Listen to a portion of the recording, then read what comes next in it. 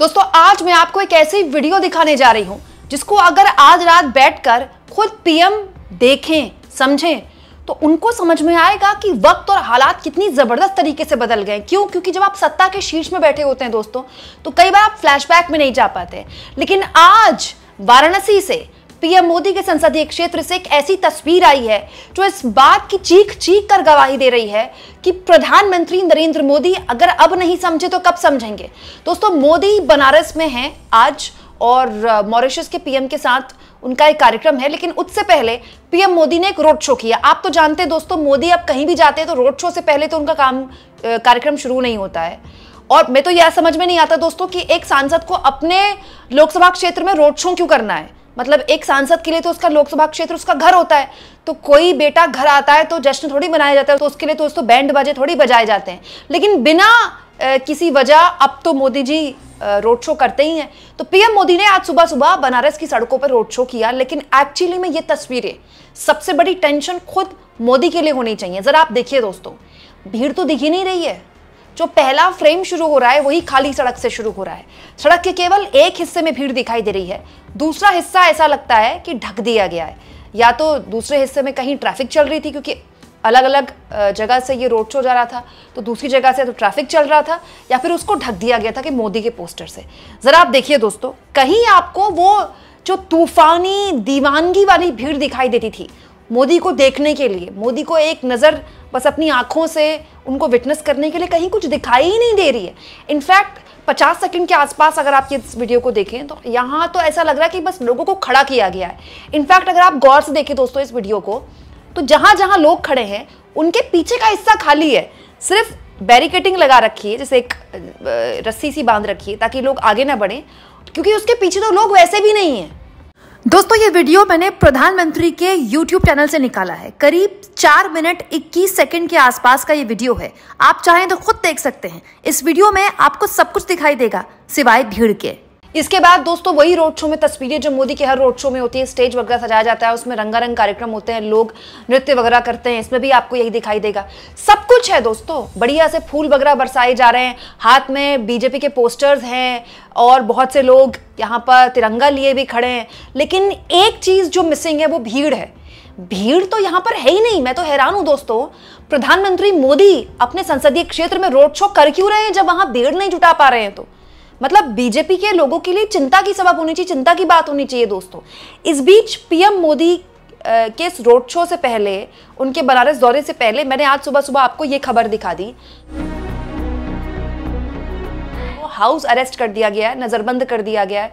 खुद कांग्रेस पार्टी के जो प्रदेश अध्यक्ष अजय राय, उन्होंने ये वीडियो शेयर किया है जिसमें अजय राय का दावा है कि उनको उनके घर में लखनऊ में हाउस अरेस्ट कर दिया गया है, नजरबंद कर दिया गया है, क्योंकि अजय राय आज बनारस आने वाले थे और मोदी के सामने वोट चोर के नारे लगवाने वाले थे और अपने कार्यकर्ताओं को जुटाने का कार्यक्रम था।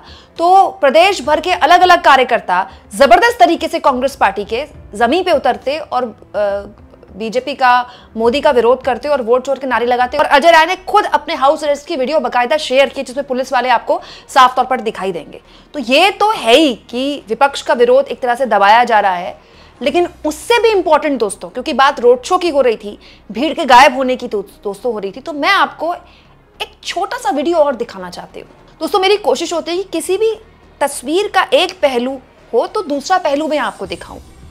वाराणसी में हमेशा से ऐसा नहीं था। 11 साल पहले जब मोदी पीएम नहीं थे, गुजरात के सीएम थे और पीएम बनने के लिए प्रचार कर रहे थे, जरा आप वाराणसी में मोदी का रोड शो देखिए। मतलब हर जगह आपको लोग ही लोग दिखाई देंगे, भीड़ ही भीड़ दिखाई देगी। 11 साल पहले बीजेपी के YouTube चैनल से मैंने ये वीडियो निकाला है, आप चाहें तो खुद जाकर देख सकते हैं। कितनी भीड़ है दोस्तों, सड़क पर सड़क दिखाई ही नहीं दे रही है, पब्लिक ही पब्लिक दिखाई दे रही है। जो सड़क पर नहीं उतर पाए मोदी के स्वागत के लिए, मोदी को देखने के लिए, वो अपनी छतों पर खड़े हैं।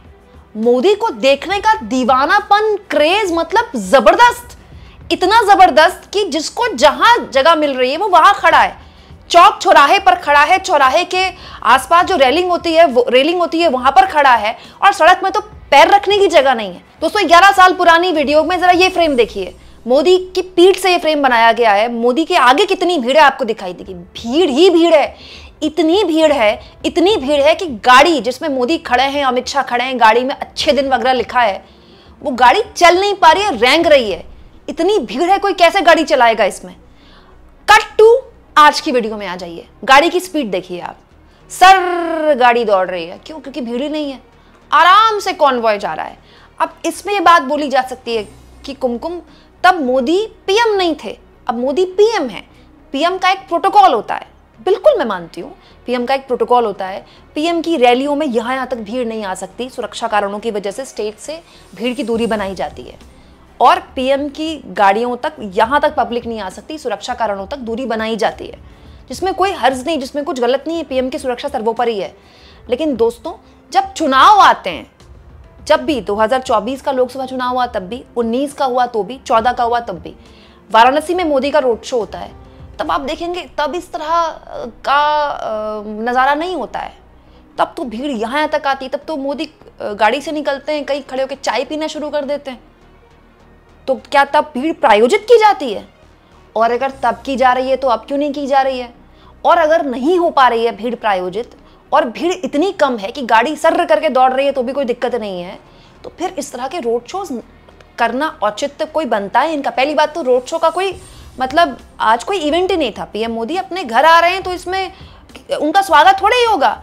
लेकिन अगर आ रहे हैं, चलिए रोड शो करवाना है, तो कम से कम ये तो बीजेपी कार्यकर्ताओं का काम है दोस्तों कि कम से कम मोदी के स्वागत के लिए भीड़ वगैरह जुटा ले। मैं तो ये सोच रही हूँ मोदी गाड़ी में बैठकर सोच क्या रहे होंगे कि मैं रोड शो कर किसके लिए रहा हूँ, यहाँ तो लोग ही नहीं है। आप देखिए पब्लिक है ही नहीं। कई फ्रेम्स में आपको दिखेगा कि पब्लिक बस खड़ी है, जैसे उनको खड़ा किया गया। एक प्रॉपर एक डिसिप्लिन है मोदी का। जो आज का रोड शो का वीडियो है आप देखिए, प्रॉपर इसमें डिसिप्लिन है। एक तरफ गाड़ी चल रही है, दूसरी तरफ पब्लिक है, उसमें पब्लिक एक ही तरफ है, दोनों तरफ पब्लिक नहीं है। एक ग्रामर है, एक प्रोटोकॉल है।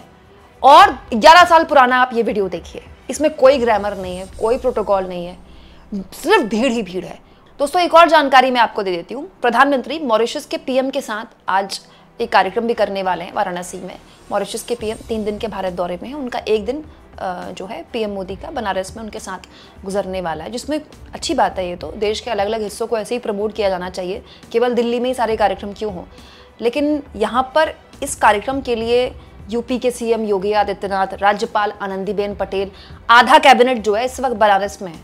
मतलब आप सोचिए पूरी की पूरी डबल इंजन सरकार एक तरह से इस वक्त बनारस में डेरा डाले हुए बैठी हुई है। सीएम वही हैं, पीएम वही हैं, राज्यपाल वही हैं, मंत्री बहुताया में वहाँ है, उसके बावजूद भी भीड़ नहीं है।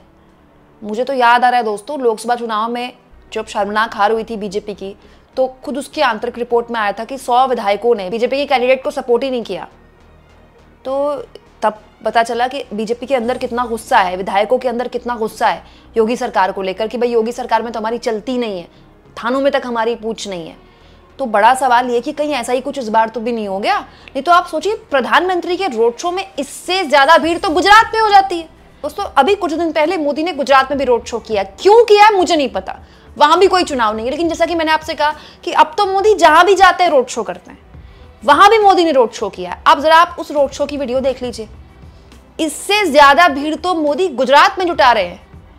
तो ये क्या साफ तौर पर क्या इशारा कर रहा है? अभी कुछ वक्त पहले तो या तो दोस्तों गुजरात का जो संगठन है बीजेपी का, वो मोदी के लिए भीड़ जुटाने में कामयाब है, और जो उत्तर प्रदेश का संगठन है वो भीड़ नहीं जुटा रहा मोदी के लिए, या फिर भीड़ जुटी नहीं रही।